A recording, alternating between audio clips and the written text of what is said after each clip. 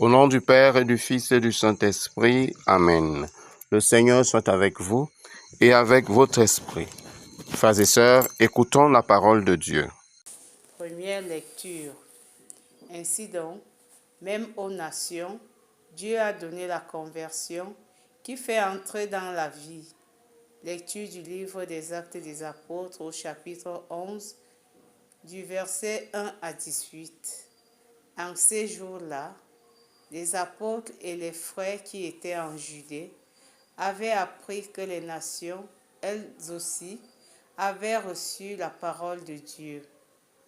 Lorsque Pierre fut de retour à Jérusalem, ceux qui étaient juifs d'origine le prirent à partie en disant : « Tu es entré chez des hommes qui ne sont pas circoncis, et tu as mangé avec eux. » Alors Pierre reprit l'affaire depuis le commencement et leur exposa tout dans l'ordre en disant : « J'étais dans la ville de Jaffa en train de prier, et voici la vision que j'ai eue dans une extase. C'était un objet qui descendait, on dirait une grande toile tenue aux quatre coins. Venant du ciel, elle se posa près de moi. Fixant les yeux sur elle, je l'examinai et je vis les quadrupèdes de la terre, les bêtes sauvages, les reptiles et les oiseaux du ciel. J'entendis une voix qui me disait : « Debout, Pierre, offre-les en sacrifice et mange. » Je répondis : « Certainement pas, Seigneur. Jamais aucun aliment interdit ou impur n'est entré dans ma bouche. » Une deuxième fois, du haut de la voix répondit. Du haut du ciel, la voix répondit : « Ce que Dieu a déclaré pur, toi, tu ne le déclares pas interdit. » Cela se produisit par 3 fois. Puis, tout fut remonté au ciel. Et voici qu'à l'instant même, devant la maison où j'étais, survinrent 3 hommes qui m'étaient envoyés de Césarée. L'Esprit me dit d'aller avec eux sans hésiter. Les frères qui sont ici m'ont accompagné et nous sommes entrés chez le centurion Corneille. Il nous raconta comment il avait vu l'ange se tenir dans sa maison et dire : « Envoie quelqu'un à Jaffa pour chercher Simon, surnommé Pierre. Celui-ci t'adressera des paroles par lesquelles tu seras sauvé, toi et ta maison. » Au moment où je prenais la parole, l'Esprit Saint descendit sur ceux qui étaient là, comme il était descendu sur nous au commencement. Alors je me suis rappelé la parole que le Seigneur avait dite : « Jean a baptisé avec l'eau, mais vous, c'est dans l'Esprit Saint que vous serez baptisés. » Et si Dieu leur a fait le même don qu'à nous, parce qu'ils ont cru au Seigneur Jésus-Christ, qui étais-je moi pour empêcher l'action de Dieu ? En entendant ces paroles, ils se calmèrent et ils rendirent gloire à Dieu en disant : « Ainsi donc, même aux nations, Dieu a donné la conversion qui a fait entrer dans la vie. » Parole du Seigneur. Nous rendons grâce à Dieu. Mon âme a soif de Dieu, le Dieu vivant. Comme un cerf altéré cherche l'eau vive, ainsi mon âme te cherche, toi, mon Dieu. Mon âme a soif de Dieu, le Dieu vivant. Mon âme a soif de Dieu, le Dieu vivant. Quand pourrai-je m'avancer, paraître face à Dieu ? Mon âme a soif de Dieu, le Dieu vivant. Envoie ta lumière et ta vérité, qu'elles guident mes pas et me conduisent à la montagne sainte, jusqu'en ta demeure. Mon âme a soif de Dieu, le Dieu vivant. J'avancerai jusqu'à l'autel de Dieu, vers Dieu qui est toute ma joie. Je te rendrai grâce avec ma harpe, Dieu, mon Dieu. Mon âme a soif de Dieu, le Dieu vivant.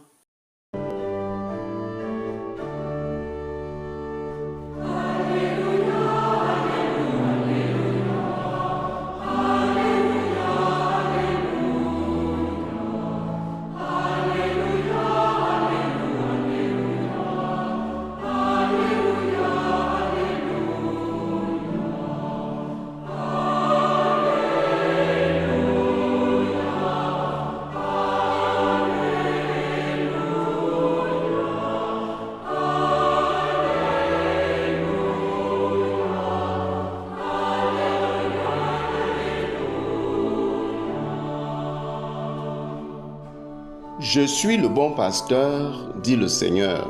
Je connais mes brebis et mes brebis me connaissent.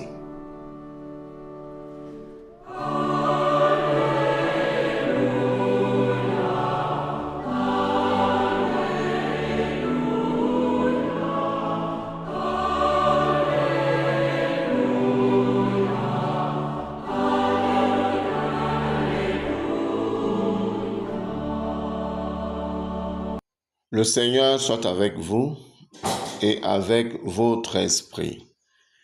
Évangile de Jésus-Christ selon Saint Jean. Gloire à toi, Seigneur. En ce temps-là, Jésus déclara, « Moi, je suis le bon pasteur, le vrai berger, qui donne sa vie pour ses brebis. Le berger mercenaire n'est pas le pasteur, les brebis ne sont pas à lui. S'il voit venir le loup, il abandonne les brebis et s'enfuit. Le loup s'en empare et les disperse. Ce berger n'est qu'un mercenaire, et les brebis ne comptent pas vraiment pour lui. Moi, je suis le bon pasteur.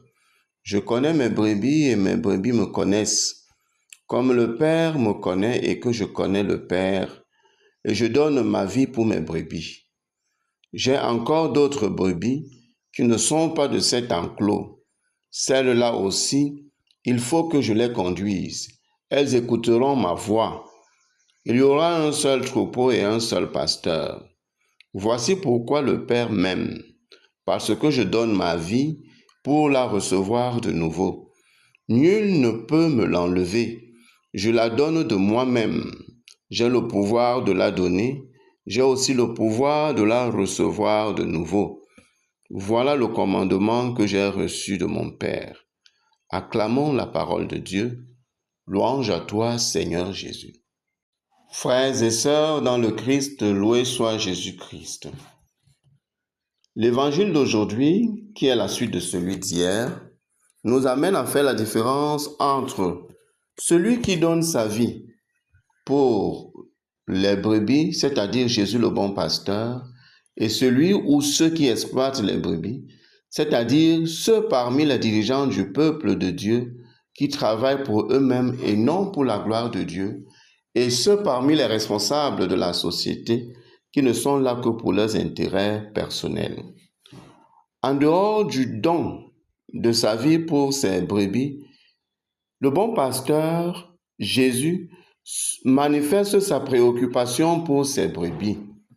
Cela se voit dans ses œuvres quotidiennes, à savoir enseigner constamment les brebis pour qu'elles sortent de l'ignorance, ouvrir les intelligences à l'intelligence divine, soigner les brebis malades, parfois malgré les vents contraires, montrer à chacune, surtout les plus délaissés, qu'ils ont leur place dans le royaume des cieux et dans le cœur de Dieu, en apportant à chacun une attention particulière, manifester de la patience et de la miséricorde à l'égard des pécheurs et des rejetés, réconcilier le monde pécheur avec Dieu et établir une nouvelle alliance entre Dieu et les hommes en donnant sa vie sur la croix en sacrifice pour l'humanité.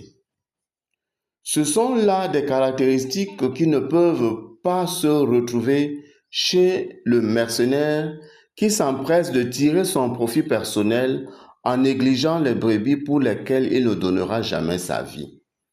elles ne comptent pas pour lui. Pour cela, il sème la panique et désoriente les brebis de Dieu afin de garantir son profit. Pourtant, chaque brebis a du prix dans le cœur du bon pasteur. Le bon pasteur connaît chacune de ses brebis avec son histoire, l'histoire de sa vie. Comprenons cela très bien. Jésus connaît chacun d'entre nous personnellement avec son histoire et il entre dans l'histoire de notre vie pour la vivre avec nous et en corriger la trajectoire en cas d'égarement. Nous ne sommes pas les seules brebis, il y en a d'autres.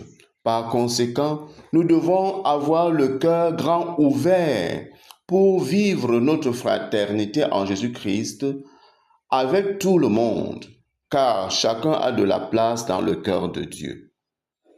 Si Dieu le Père aime Jésus parce qu'il donne sa vie pour les brebis, il nous aimera aussi davantage si nous donnons nos vies pour lui, pour son Fils Jésus-Christ, pour nos frères et sœurs, et pour l'annonce de la bonne nouvelle et l'accomplissement de sa volonté sur la terre. Seigneur Jésus-Christ, toi le bon pasteur, aide-nous à devenir des brebis qui te correspondent et en même temps des bons pasteurs pour nos frères et sœurs. Amen. Dans la première lecture, les apôtres comprennent que le Seigneur ne connaît pas les barrières de séparation humaine, tribale, raciale, religieuse, sur lesquelles les hommes s'excluent les uns les autres.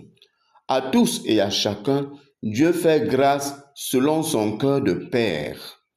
En effet, Pierre disait ceci en guise de témoignage sur ce qu'il a vécu.